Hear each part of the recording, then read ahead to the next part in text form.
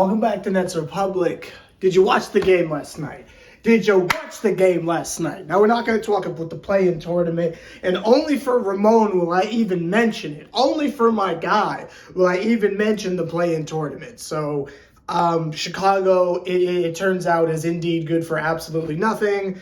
And because they got blown out so aggressively by the Celtics, we don't make the play-in tournament. I think they were like playing today in like the middle of the day. Like I went to like Harold's, like ironically, Chicago chicken spot. I went to Harold's on my lunch break, and I saw that they had the play-in tournament like on TV. It was like the Warriors and the Kings, ironically or whatever. So I don't think we're a part of those reindeer games or whatever's going on. I'm personally happy because I don't care.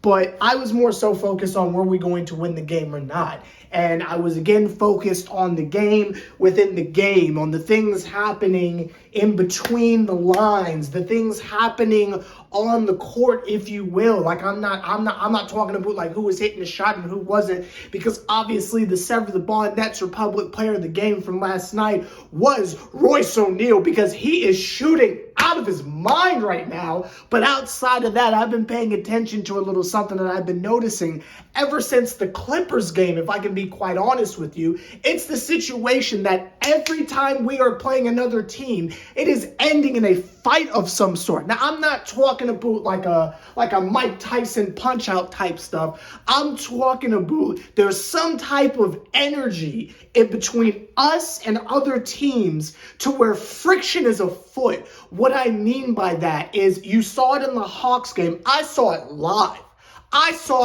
It almost got thrown out of State Farm Arena over it, but I saw it live. I'm telling y'all, there is some type of tension going on with the Nets players and other teams. Some weird friction, some weird energy. Did you see the back and forth of Royce O'Neal and all the Obi-Wan Kenobi people that they got up in Canada? Side note, when did Schroeder get on the Raptors? But that's neither here nor there. But there was some type of animosity between the players and the other players. You saw Mikal Bridges with every single and one. There was a certain oomph. There was a certain bounce. There was a certain swagger with every basket. The bench really seemed to get involved. Claxton and Day'Ron Sharpe and Finney Smith were really putting their all into getting the blocks and such. Like, it was not a normal game. There is some underlying beef going on between the Nets players and everyone else in the league, and I for the life of me, I don't know what it is. And I wish Ian Eagle and Saren Kustok would actually really dig a little bit deeper into it, because I think it's more than just a general vibe of competition. Something else is going on, and I can't for the life of me understand what it is. There's some type of internal beef. There's some type of internal struggle, and I can't tell what it is. Now, some surface level individuals will sit there and tell you that they're just on some High School Musical and they're just all in this together type stuff. You know, it's the camaraderie. It's a situation of you're out there with your fellas, you're out there with your friends or whatever, and y'all been bonded and going on trips and such, and you're just gonna make sure like ain't nobody gonna punk you and your friends or whatever. You could say it's that, but I feel like there's some type of underlying thing. Like with the Wizards game, I get that because everyone hates Spencer Dinwiddie. I completely understand that. There's a prior past. There's a prior history. If we're playing the Mavericks, we understand what's going on with that from all the former players and such, and the ties with your Dennis Smith Jr.'s, with your Finney Smiths and stuff like that. Like, I can understand where there is prior tension, right? If we play the Suns or something like that, like I understand where it is a situation of, oh, you're playing an old team. But like randoms, like the Bulls and stuff like that, like where's the drama with the Chicago Bulls? Like, I'm trying to put the pieces together. What beef do we have with the Raptors? Now, fan base to fan base, I understand you go a literal decade ago and you have Ime Udoka coming out and saying F Brooklyn. Like, I completely understand like the past tense organizational beef, but I'm talking about right now, right here, right now. Where's the beef coming from? I'm trying to put the pieces together. Like, I'm sitting there trying to focus on how great everyone is playing and how lights out Royce O'Neal is, but I'm just noticing after every shot it was getting more and more aggressive, and you cannot sit there and try to sell to me that it's a situation that the players just care so much about the play-in tournament. Where did the code go, right? Where did the NBA code of if you're up by a lot of points and kind of hold the ball? Y'all notice that just went out the window last night? Like, what is going on? There's some type of underlying thing that I feel like is not being addressed. Now, I'm not talking about the Josh Giddey stuff. I'm talking about there is some underlying shenanigans that is not being addressed. I have never seen two teams where the game is clearly over just hoisted up shots trying to get back at each other. Did you see, was it Scotty Barnes who hit the shot for the last second? The game is over. They were losing. It is what it is. It was an L. But hits the last second buzzer beater at the end of the shot clock in the fourth quarter and is immediately walking over to Mikal Bridges. I'm telling you, there's some type of animosity going on, and I can't tell you what it is. I don't have any inside sources. I don't know, and I know it can't just be me that's noticing this. It has literally been the last month. Every team we have played against, I literally feel like we are one flagrant foul away from malice in the palace, regardless where we are. And I don't feel like anyone's talking about it, and it's starting to drive me a little crazy because I know I'm not insane. I know I'm seeing it. I know y'all are seeing it too. Like, I'm not insane. But that's neither here nor there. That is neither here nor there. When we go to the actual game itself, we are playing a very, very dangerous game. And not dangerous for us as in a group. I'm talking about as dangerous for the rest of the league. Have you ever been playing 2K and you notice that the only way you can win games, it doesn't matter what the roster is if you use everybody on the team? You know what I mean? If you have a balanced scoring onslaught and everyone is getting their stuff off, and it's more so a situation of, oh, who's open in their spot, rather than, again, based on their offensive capabilities, rather than how can so-and-so get their stuff off? And let me break that down one more time, because sometimes I'll say things and they only make sense to me. So let me try to say that one more time. I feel like the Nets right now are playing as a collective unit, whereas there is an understanding of we are going with who is open based on what your offensive capabilities are. And for basically everyone on the team, that's a 3. We are seeing a situation where in years past and years prior, it's been ISO City, and then when that's not working, we're kicking it out to shooters and saying, bail us out. But what happened in the past is these individuals haven't been getting shots on the regular. They'll have games where they'll only get 3 shot attempts. So when Kyrie's not hitting a shot and he's getting triple teamed and they're kicking it out over to Seth Curry or Joe Harris, and neither of them have touched the ball since the opening 3 minutes, so they're rusty. Now, granted, it's their job to hit a shot. Don't get me wrong. I'm not making any excuses for people. But the difference is right now is you are noticing that everyone is getting attempts, so everyone is in rhythm. Lonnie Walker is in rhythm right now. Royce O'Neal is in rhythm right now.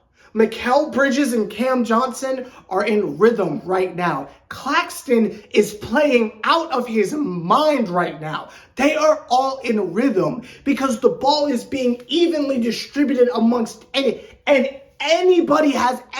has the green light. Trent Watford can go. Spencer Dinwiddie can shoot 7 for 45. We don't care. Like, everyone has got the green light, so everyone is just hoisted, just free-flowing offense. You get a fast break off a block. People aren't even going for the fancy dunks anymore. They're just kicking it out to the open guy. And it's not just for stupid threes. Maybe it's a layup or two. It is such a dangerous moment when teams truly do not know who to guard. We are at a situation right now where if you double any of the Nets, it is a guarantee we're scoring. And it's not a double team because we have one offensive threat that's so deadly that we can't do anything. Or it's not a double team where it's like someone is driving into the paint and it collapses and that makes other people open because you are forcing the offense. It's because literally everyone on the court is aware if I'm open and I can get in my bag, I have total freedom to do so. And if anybody tries to cut it off, we're just going to pass it around until we find someone who's comfortable enough to take a shot. And with that type of mentality where you have to individually guard all 5 players, like try to trap Mikal, I guarantee you Claxton's lobbing it. Finishing the lob, excuse me. It is such an unguardable system. And the fact that even if one of them cannot make a shot, they're all so hyper-focused on moving the ball and getting the best shot available. As long as they buy in, they're good. Now, again, I don't know if this will equate to winning basketball. Statistically, it is, because I think we're like 10-8. Again, I don't care about the play-in tournament, but I think we're like 10-8, so statistically it is. But how far that will take us, I don't know. I just know that there are moments during a game where everyone on our roster looks like they are unguardable. And you just have to pick and choose, what are you going to do? If Royce O'Neal is 5 for 7 for 3, and you say to yourself, let's try to deny him the ball, I guarantee you who else they're giving the ball to is cashing another 3 in your face. Or God forbid somebody cuts to the rim. Or one of our many ball handlers gets into the paint, pull back, hits the little fadeaway midi off the Iverson. It's done. And I'll tell you something. I will have games where I'm scratching my head saying, what is Jacques Vaughn doing? But then I'll have games where I'm sitting here like, that's what Jacques Vaughn is doing. Again, the best possible comparison I can make is for anyone who plays and plays 2K the right way. I'm not talking about you grab Kobe and you drop like 500 points or something like that. I'm talking about like if you're like actually like playing team ball, how the game is like trying to get you to play. That's what they're doing out there.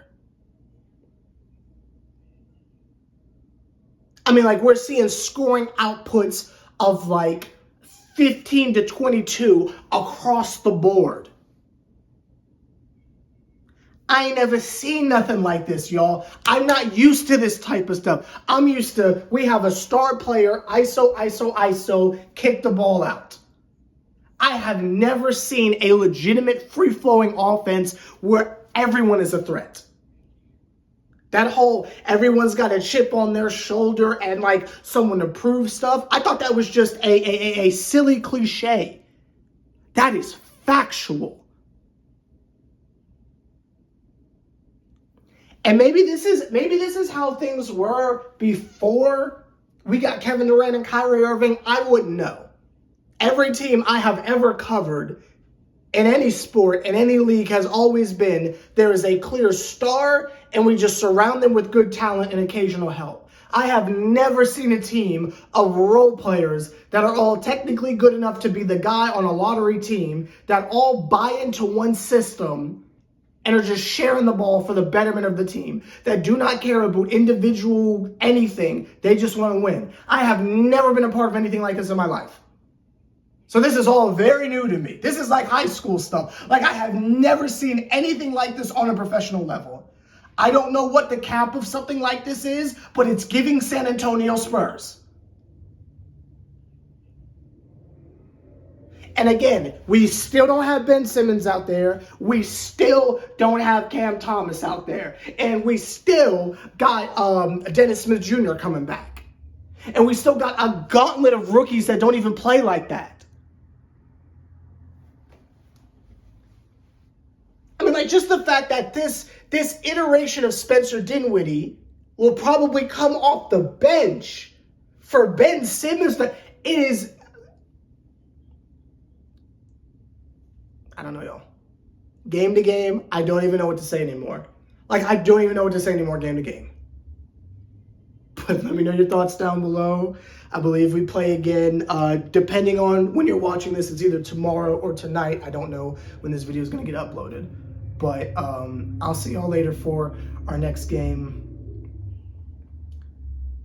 I don't know anymore, y'all. I really don't know what to expect. This season is literally the Russell Westbrook Laker meme, where it's like, go out there and have fun, because I don't even know what's going on anymore.